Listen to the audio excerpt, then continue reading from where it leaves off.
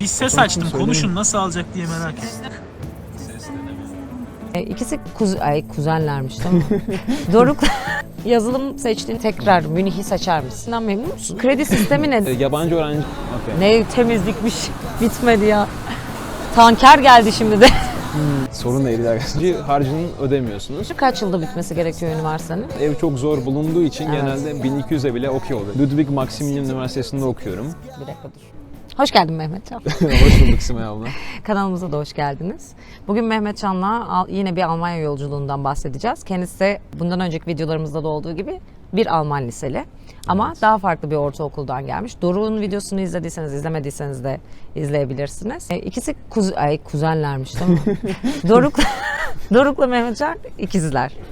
O Evet. videoda bahsetmiştik ama Mehmetcan çok az gözükmüştü. Şimdi Mehmetcan'ın deneyimlerinden biraz yararlanalım istiyoruz. Başla bakalım Mehmetcan. Yolculuğun nasıl başladı? Bir ortaokuldan mı başlayabilirsin. Bence orada şekillenmeye başladığı için durumlar. Ortaokulda ben de Doruk ya beraber Şiş Terakki'ye gidiyorduk. İstanbul'da özel bir okul, Etiler civarında. Okul güzeldi. İngilizce eğitimi çok iyi veriyordu. Yani genel olarak eğitimi çok iyi veriyordu. LGS'yi iyi çalıştırıyordu. Ve yani ben diğer okulları da gördüm. Bilfen'i şeyi falan. Genel olarak bence İstanbul'daki en nezih okullardan biriydi Şiş Terakki.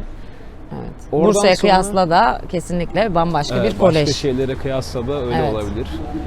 Ondan sonra işte LGS'ye hazırlandık son 7. 8. sınıfta. Biz LGS'nin ilk senesine girdik zaten. Biz önce TEOG vardı. İlk TEOG'a çalışmaya başladık.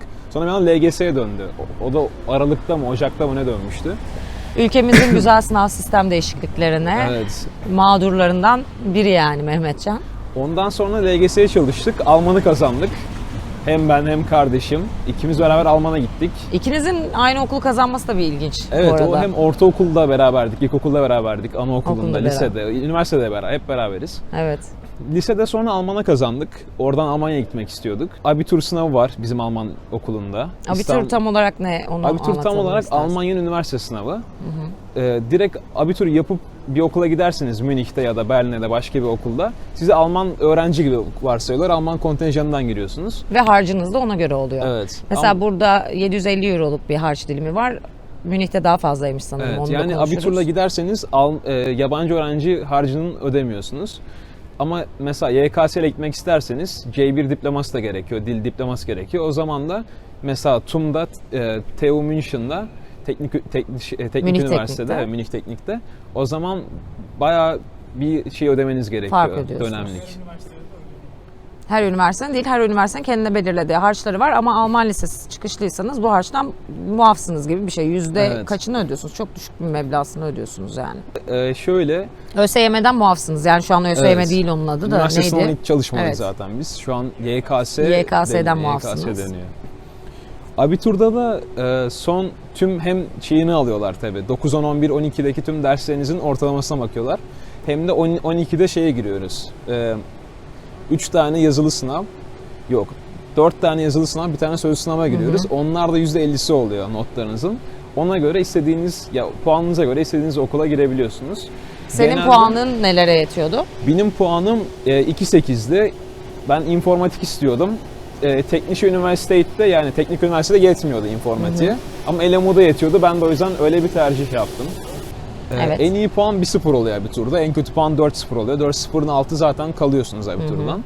1.0'la tıp için 1.0 gerekiyor ya da 1.2, 1.1 falan gerekiyor. Onun dışında geri kalan işte informatik, bazı makine falan onun için 2.0 falan gerekiyor. Onun dışında herhangi bir mühendislik ya da başka bir bölüm için çok bir puan gerekmiyor aslında. Abitürü geçmiş olmanız yetiyor genelde. Anladım. En yüksek yani aldığınız puanlara göre dağılım tıp sonra mühendislik diye gidiyor Evet. o zaman. Anladım. Tıp sonra psikoloji de var. Ha, Ondan psikoloji. sonra mühendislikler oluyor. Ama bunlar Almanya'da okumak için tabii. Evet. Eğer siz Türkiye'de bir üniversiteye gitmek isteseydiniz abitur işe yaramayacaktı. YKS'ye Evet. girmek Onun zorundaydınız. için gerekmiyor. Evet. Ama onun için işe Gerekiyor. yaramıyor. Evet ama tabii ki Alman lisesinden sonra Türkiye'de niye okumak Ki isteyesin? şunu şey de var. Avusturya'da gelmek istiyorsanız o zaman da gene biz yabancı öğrenci kontenjanından Aha. gelebiliyormuşuz. Evet. Abitur gene burada da geçerli değilmiş yani.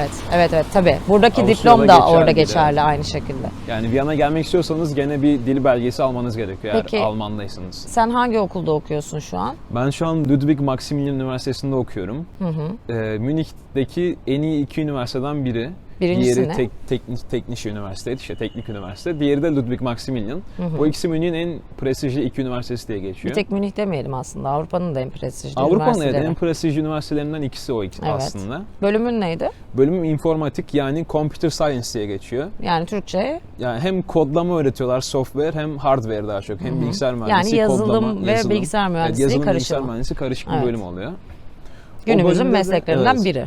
O bölümde En de cazip. size kodlamayı öğretiyorlar işte. Matematik derslerimiz var bayağı. Fen de var galiba. Ağır. Fen yok, hayır. Yok mu? Fen Ha. dersimiz hiç yok ama matematik çok. İleri düzey matematik görüyorsunuz. Bir Peki de kodlama mesela görüyorsunuz. pardon kesiyorum. Eren'le konuştuğumuz. Eren mesela şöyle bir şey söylemişti. İlk başladığında daha yavaştan ilerlediği için ders temposu matematik fen gibi şeylere bölümün tadına tam varamamış. Sonrasında varmaya başlamış aslında. Sizde direkt bir yoğun bir Bizde matematik direkt, temposuna mı girdiniz? Evet. Bizde ilk dönem zaten ileri seviye cebir ve analiz dersleri oluyor. Ve kodlamaya giriş dersi de zaten geçmesi gereken tek zorunlu ders. Okay. Ne temizlikmiş. Bitmedi ya. Tanker geldi şimdi de. Sorun neydi dersen? Matematik birden mi yoğunlaştılar Ha. sizde? Bizde şöyle ilk dönemde cebir, ileri seviye cebir ve analiz dersleri vardı. Aynı zamanda bizim geçmesi gereken, bizim bölümün eleman informatiğin geçmesi zorunlu olan ilk dönem bir ya da üçüncü dönemde alabiliyorsunuz aynı dersi. Bir ders var, kodlamaya giriş, o da ilk dönemdeydi. Biz de o yüzden direkt konuya girdik. Yazılım, kodlamayı, Java'yı ilk dönem öğrendik. Böyle Analiz, başta bir gözünü cebiri- korkuttu mu? Evet, Bölüm. o biraz korkutmuştu ilk başta. Çünkü şey var zaten. Çoğu kişi geçemiyormuş cebir dersinden. Bir de böyle bir rivayetler duydukça insan iyice Evet, korkuyor cebirden tabii. böyle %20 falan geçiyor diye rivayet duyduk. Analiz zaten çok zor sınav, ilk sınavı. Geçtin mi? Evet, bizim ilk dönemde direkt konuya giriyorsunuz. Biraz zorlamaya başlıyor. Ne oluyor ilk diyorsun dönemde. yani. Bir şaşırtıyor seni. Güzel. Münih'te Doruk'la birlikte mi yaşıyorsunuz? Doruk diğer videoda bahsetmişti. Bu arada ulaşmak isterseniz Doruk'un fikirlerine, Eren başka bir bölüm okuyor. Onu da izlemek isterseniz kanala abone olup izleyebilirsiniz. Sorularınız varsa yorumlara yazabilirsiniz. Mutlaka cevaplanır. Doruk'la birlikte yaşıyorsunuz. Yaşam Şöyle, şartlarından biraz bahsedelim. Biz yurtta kalmıyoruz ama stüdyo daire kompleksinde kalıyoruz. Apart. Apart, evet. Böyle işte 20 metrekarelik odalarda kalıyoruz. Banyosu var, küçük bir mutfağı var girişte. Balkonu var. Hani Münih'te yaşam, stüdyo dairede kalıyoruz. 20 metrekare oluyor genelde bunlar. Kredi sistemi nedir? Kaç yılda bitmesi gerekiyor üniversite? Kredi sistemi şöyle, bizim okul 180 kredi istiyor. Bizim daha doğrusu biz okuyoruz.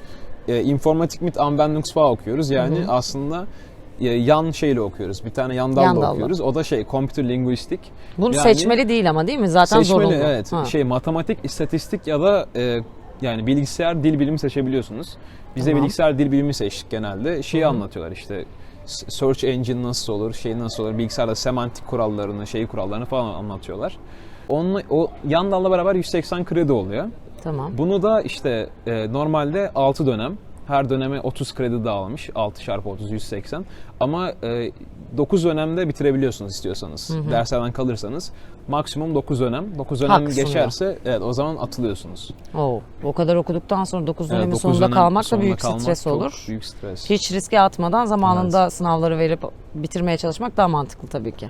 Peki oturum vizesi bunlar nasıl oluyor? Alırken nasıl rahatlığı oldu Alman Lisesi'nin? Oturum Herhangi izni bir almak zorluğunuz oldu mu? Benim için çok zor oldu. Ben evet 14 ayda aldım maalesef. Neden? Neden? Eren çünkü şeyden bahsetmişti. Okul başvurularınızı yapıyor zaten. Çok daha kolay oluyor demişti mesela. Sen Evet. neden 14 ay sürdü senin sürecin? Oturum vizesi için gerekiyor işte. Sigorta belgesi gerekiyor. Okuduğunuz okulun kaydı gerekiyor. Onlarla gidip başvurabiliyorsunuz. Genelde de bir senelik şeyiniz oluyor işte. Öğrenci vizeniz oluyor. Öğrenci vizesinin genelde bitmesine çok az kala falan veriyorlar bu oturum izinlerini. Genelde o yüzden bir sene sürüyor almanız. Yani bizdekinden farklı, Avusturya'dakinden farklı olarak bize öğrenci vizesi değil de D tipi vize basılıyor. Avusturya'ya giriyorsun ve oturum kartını alıyorsun. Evet. Sizde hem öğrenci vizesi hem de oturum izni diye ayrı şeyler var Almanya'da Evet. anladığım kadarıyla. Evet. Bizde normalde bir sene sürüyor. Tam vizenin bitimine doğru veriyorlar.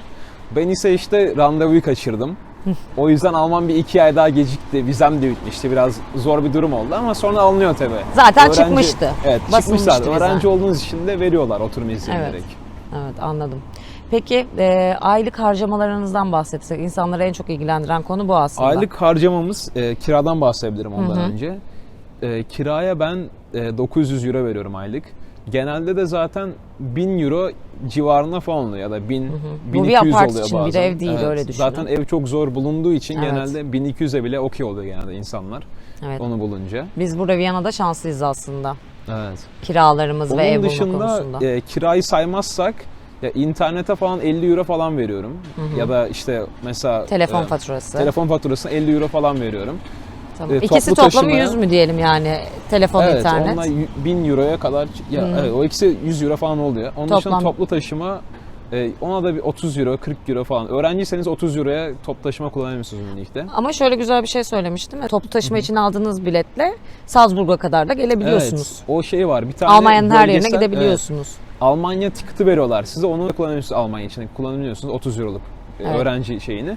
Onun aynı zamanda Salzburg çok yakın olduğu için regional banlarla Salzburg'a da gidilebiliyor. Bu büyük bir avantaj. Yani bir Evet. öğrencinin gezmesini de olanak sağlıyorlar aslında. Biz mesela geçen Nisan'da günübirlik gittik. Ücretsizdi. Evet, Hiç bu para güzel vermeden bir şey. 1,5 saat sürüyor zaten Münih'ten. Gidip akşam dönmüştük. Salzburg'a. Viyana'da sömestr kartı alabiliyorsunuz 75 euro ama onunla sadece Viyana Yani içinde burada biraz daha gezebiliyorsunuz. pahalıymış Evet. toplu taşıma falan. Evet, maalesef öyle. Onun dışında alışverişe mesela ayda 200-250 euro falan veriyoruz. Ama dışarıda yediğiniz daha fazla Dışarıda tabii ki. yediğimiz dışarıda çok yiyoruz, evde çok uğraşmamak için tabii. Ona da o kadar bir 250 euro civarı falan veriyoruz aylık. Toplam yani kirayı da sayarsak 1500'e falan yaşayabiliyorsunuz Münih'te. 1500. Yani Evet. yine aslında çok fazla değil. Tabii bu siz sakin ve standart yaşadığınız için böyle. Evet. Daha hareketli, daha gece hayatına atılan insanların Tabii, evet. Gece harcamaları hayatını daha da çok artacaktır seviyorsanız yani. o zaman Evet. daha, biraz daha çıkacak. Peki Münih öyle gece hayatını yaşayabileceğin bir şehir mi? Mesela Münih'te- Viyana'ya göre kıyasladığında nasıl Evet. görüyorsun? Viyana'da şu ana kadar hiç klaba gitmedim. O Evet. yüzden klapları bilmiyorum. Ama Münih- böyle gece hareketliliği olarak bakabilirsin Gece sokakların. hareketliliği olarak Viyana'nın sokakları çok daha hareketli ve renkli. Münih'te mesela gece 8-10'dan sonra sokaklar bomboş oluyor. Biz ne zaman mesela geç kalsak, gece üniversitede çalışsak eve geri dönsek saat 12 gibi falan sadece biz oluruz sokaklarda. Anladım. Başka hiç kimse olmuyor. Anladım. Evet, Almanlar genelde Tam 10'da standart falan uyumuş oluyorlar, evet. uykuya gidiyorlar. Evet, burası da öyle ama turist yoğunluğu burada tabii Münih'e göre daha fazladır Evet. Viyana'da. Viyana'da Başkent evet, olduğu için. sadece merkezde değil mesela. Sizin evin oralarda da gece bayağı Evet, insan bir oluyor hareketlilik sokakta. var, Evet. doğru söylüyorsun. Yaşadığın en büyük zorluk ne oldu mesela Münih'te? Ya da oldu mu? Münih'te Çok yaşadığım- huzurlu da hissetmiş olabilirsin gider gitmez Yaşadığım kendine. en büyük zorluk işte bu bürokrasi işleri oldu. Ama o büyük ihtimalle tek yaşadığım için işte elektriği benim halletmem gerekiyordu artık. Faturalar Çünkü ilk falan defa filan. tek başınıza ilk kez tek yaşıyorsunuz. başına elektriği ödemek, şey ödemek falan filan. Onlar genelde tek başına yaşayınca ya da yemek yapmak falan. Onlar biraz zorladı başta.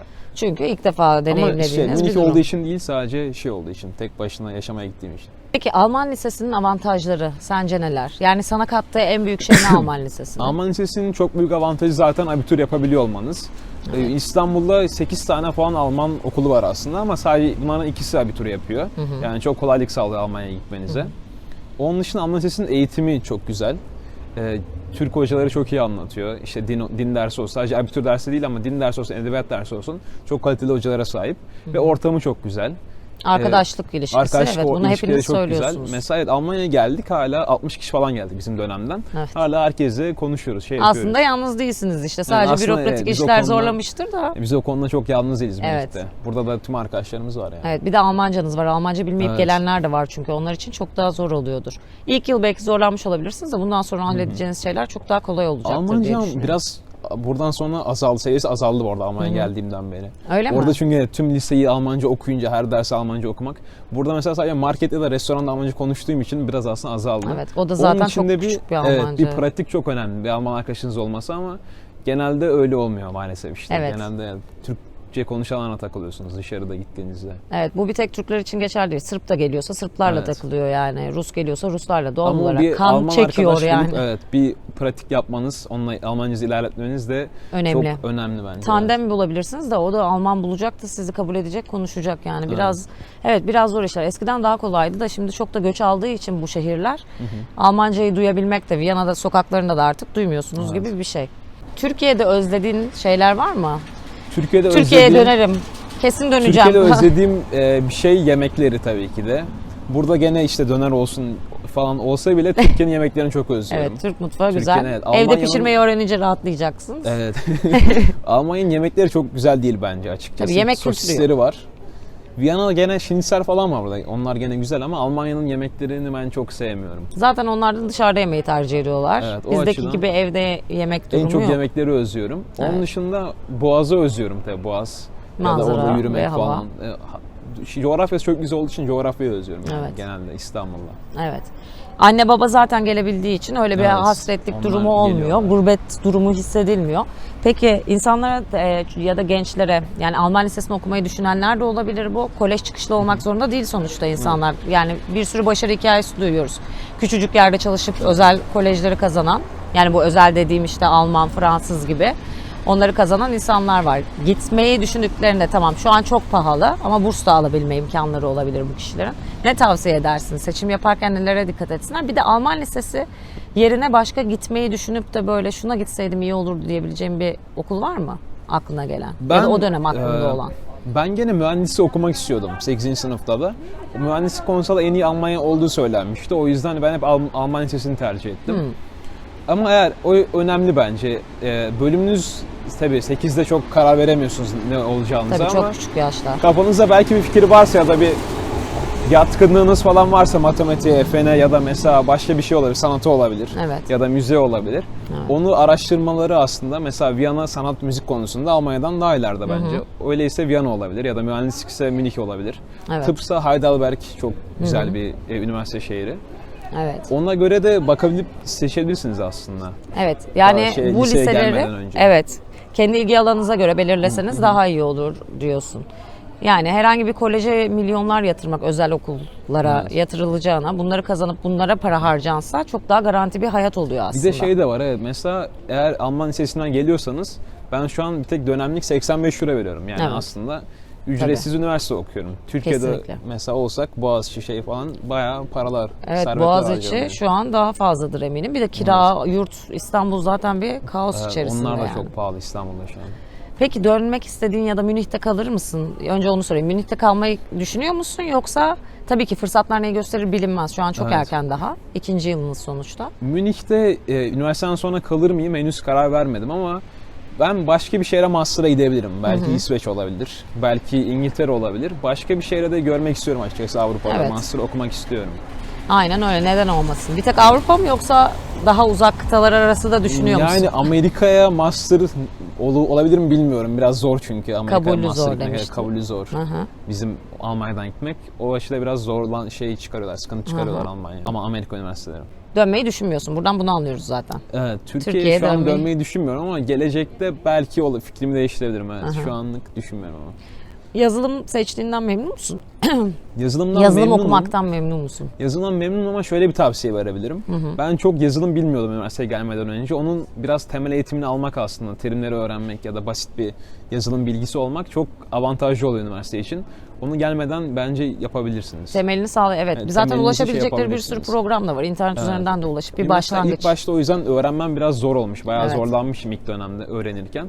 O yüzden bir temeliniz oluşturup aslında gelmeniz çok avantajlı. Evet. Ben üniversite için. Kodlamaya başladınız mı? Kod yazmaya başladınız Kod yazmaya mı? başladık evet. Hadi bakalım. Belki ileride sizin programlarınızda biz kullanıyor oluruz. İnşallah. Neden olmasın?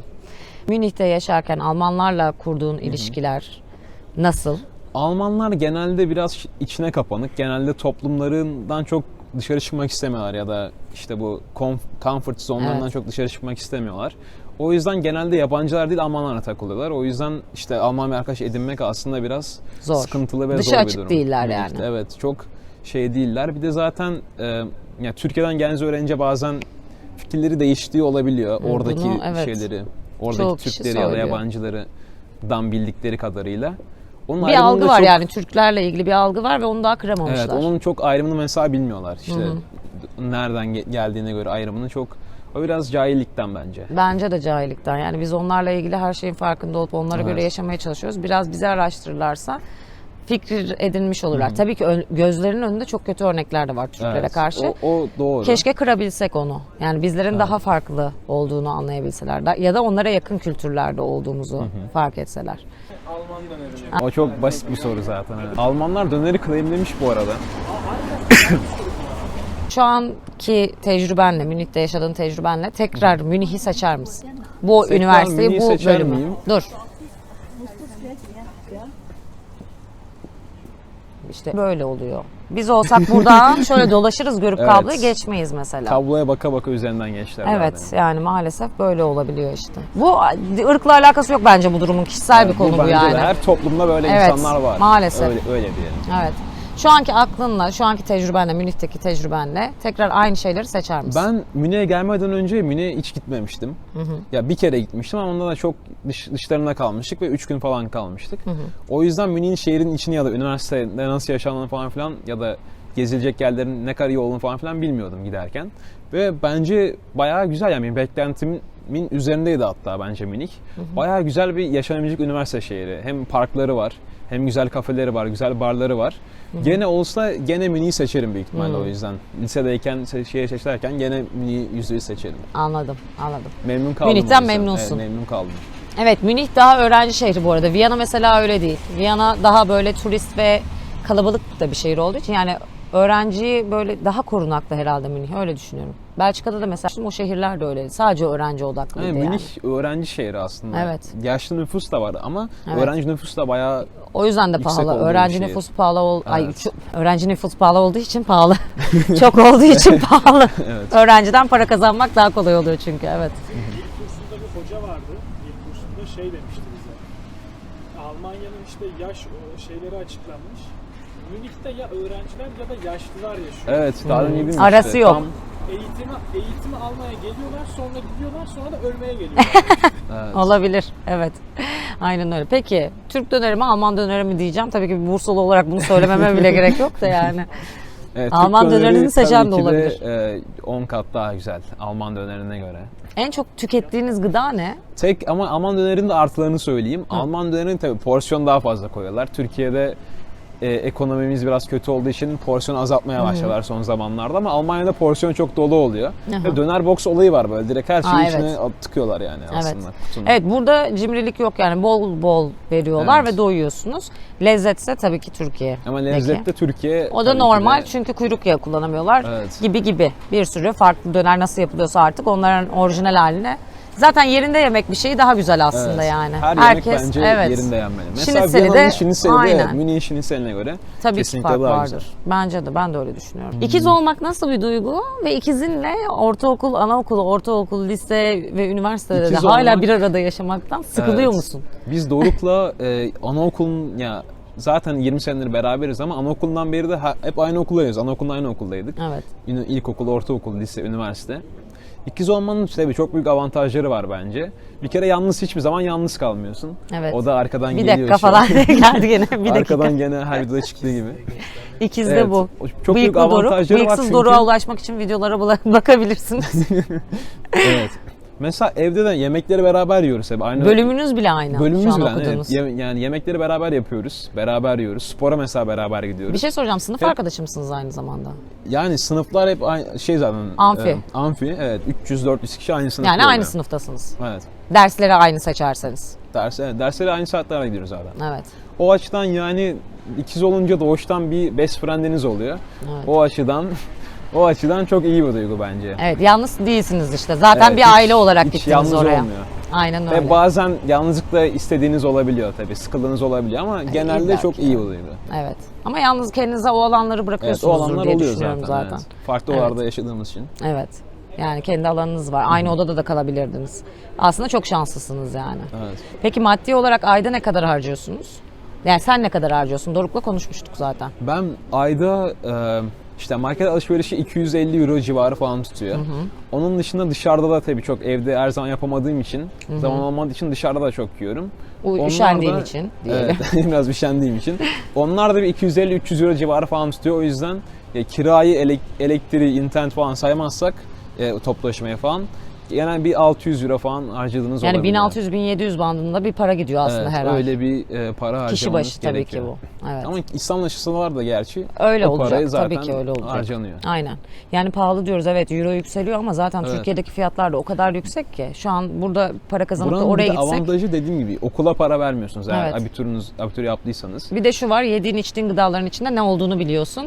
Evet, Daha o da huzurlu doğru. yemek yiyorsun yani. O da doğru. Evet, konakladığın yerin bir güvencesi var. Şehir daha güvenli. Evet. Tehlike oranın düşük. Tabii Viyana'dan daha güvenli olamaz Münih ama Viyana daha güzel her türlü. Evet. Bu arada Münih'i Viyana daha abi görmedim. Daha neşeli, daha yani binaları daha güzel, Evet. yapılacak daha fazla şey var. O konuda Viyana daha güzel. Evet. Bence şehir olarak. Bence de. Münih'i Görmedim sevsem ama de. bence de. Yani Berlin'i gördüm, Frankfurt'u gördüm. Evet. Bana göre değil Alman şehirleri. Köyleri belki güzeldir. Münih'in Berlin'le de hiç benzemiyor bu arada. Benzemiyor, Berlin'den fotoğraflarda da benzemiyor. Berlin'den de bayağı farklı bu açıdan. Berlin çok büyük bir şey geçirmiş. Öyle mi diyorsun? Bakalım göreceğiz Artık inşallah. sonraki videoyu orada çekiyoruz. Evet, bir sonraki videoyu vlog Münih'te çekiyoruz. çekeceğiz. Vlog olarak çekeceğiz, evet. Yılbaşı marketlerine denk gelirsek lütfen kanalımıza abone olup izlemeyi unutmayın. Kanalımıza abone olursanız çok mutlu oluruz. Münih'te ne yapalım onları söyleyin. Evet, Ona göre Münih'te ne yapalım. yapabiliriz bu fikirleri? Münih'e ne zaman gidilir mesela? Onların dediği zaman mı gidilir yoksa sizin merak ettiğiniz zaman var mı? Yılbaşı marketleri olabilir. Bu arada Dorukların yani Mehmetcan'ın da dahil olduğu bir kanalları var. Onu da bırakıyorum aşağıya. Oradan Evet. da ona ulaşıp özellikle Alman liselilerle genelde röportaj yapıyorlar. Avusturya'da okul, yaşam, Almanya'da farklı yerlerinde, bir tek Viyana, Münih için değil, farklı şehirlerindeki insanlarla da onların tecrübelerini paylaştıkları videolar çekiyorlar. Takip ederseniz ikimiz de memnun oluruz. Peki söylemek istediğim bir şey var mı Mehmetcan? Unuttuğum Söylemek ya da benim. istediğim, yani iyi düşünün nerede okumak istediğinize, ne yapmak istediğinize. Çünkü o Ona fırsat göre- bir kez geliyor Evet, bir sanırım kere geliyor o insanın. fırsat. Ona göre liseye işte olduğunuz liseye göre hedeflerinize doğru çalışın. Evet. O amaçta. Üniversitede işte Almanya istiyorsanız bizim kanalı, Doruk'un kanalını, kardeşimin bakabilirsiniz. Hangi bölümü Evet. tercih etmek için. Bayağı her bölüm hakkında videomuz var Evet. zaten. Evet. Yani şunu söyleyebiliriz. Normal özel okullarda, standart özel okullarda okuyup o paraları bayılacağınıza Alman lisesine daha fazla borçlanıp ailelerin ya da Alman, Galatasaray, Avusturya Lisesi bunlara gönderdiğinde çocuğun aslında hayatını garantiye alıyorsun. Bir kere dil bilerek buraya gönderiyorsun ve o çocuk gerekirse kendi parasını da kendi bir şekilde kazanabiliyor zaten. Siz az biraz destek olsanız da. Ama bir kolejden çıkan çocuğu zaten bir fanusun içinde yetiştirdiğin için sokağa attığında ne İstanbul'a gönder ne Ankara'ya. Annesinin babasının yanından uzaklaştığında o çocuk genel olarak bir şey yapamıyor. Bu benim kendi fikrim. Bence o yüzden çok güzel bir seçim yapmışsınız. Sizin avantajınız İstanbul'da olmanız. Eren mesela Bursa'dan İstanbul'a Evet. yerleşmiş. Belki onun gibi bir sürü hikaye var. Biz de denk geldikçe anlatmaya çalışırız. Bence güzel tercihler. Şansınızın da yaver gitmesiyle birlikte. Ama eminim sınıfınızda da daha az gelirli olup da okuyan öğrenciler vardır Var, değil mi? Herkes yani zengin çocuğu olarak ya da çok varlıklı ailelerden gelmiyordur diye düşünüyorum. Kendi başarısıyla, tırnaklarıyla kazayan da vardır okulda, Alman lisesinde diye düşünüyorum. İstanbul erkek bizim Öyle. okulda aynı şartlar ama devlet okulu. Evet, evet. Bizim Almanya'ya bedavaya. Evet, mesela İstanbul Erkek Devlet Okulu diyor, bedava okuyup bedava Almanya'ya gelebilirsiniz diyor. Bunun gibi kim bilir neler var. İstanbul Erkeklilerle de bir gün konuşuruz. Evet, o konuda hedefleriniz doğrultusunda harbi o amaçta çalışın, Evet. uğraşın. Ben mesela 5 sene önce şu an burada olacağımı bilmiyordum. Ben Münih'te olacağım ama şu an buradayım. Evet, Ve- aileleri biliyordu, Evet. tahmin ediyordu tabii. Evet. Aileler önceden planlıyor. O zaman 7 sene önce falan diyelim. O zaman Evet. bilmiyordum burada olacağımı. Evet. Şu an güzel ama hayat. Münih'te, Bizim için de Viyana'da, öyle, biz de bilmiyorduk. Avrupa'da. Evet, bir anda yollar o tarafa döndü. İyi ki de döndü. Umarım burada daha güzel şeyler yapıp daha güzel hayatlar yaşayıp sizin de başarılarınızı da duyabildiğimiz güzel, daha güzel nice videolar çekip belki dünyanın başka bir yerinde buluşuruz. Evet. Evet. Kendinize iyi bakın o zaman. Abone olmayı da unutmayın. Lütfen abone olmayı unutmayın. Abone Videoyu da olmak çok likelayın önemli. hatta. Evet, like da atın, yorum da yazın. Fikirlerinizi iyi Paylaşın, kötü evet. paylaşabilirsiniz. Eksiklerimiz illa vardır. Artık affola. Memnun kaldıysanız, eksik bıraktığımız bir şey varsa sormayı, tekrar video çekeriz biz. Hiç sorun değil. Gerekirse yorumlarda anlatırız. Açıklamayı unutmayız. Kendinize iyi bakın. Görüşürüz. Hoşça kalın. Görüşmek üzere. Bay bay.